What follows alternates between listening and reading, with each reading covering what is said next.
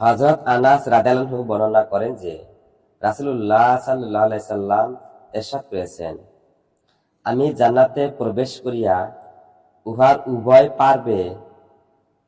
উভয় পার্বে স্বর্ণাক্ষরে স্বর্ণাক্ষরে লিখিত 3টি লাইন দেখিতে পাইলাম।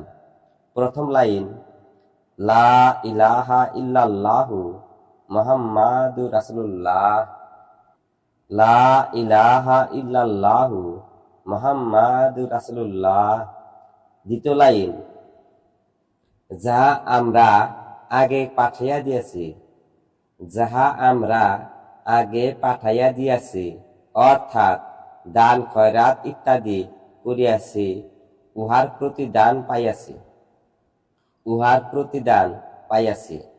আর যাহা কিছু আমরা দুনিয়াতে পানাহার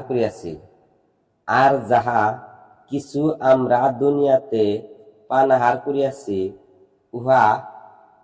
উহা দ্বারা লাভবান হইয়াছি।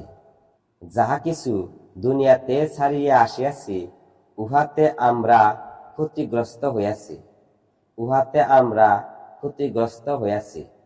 তৃতীয় লাইন হইল, উম্মত গুনাহগার এবং ক্ষমাকারী।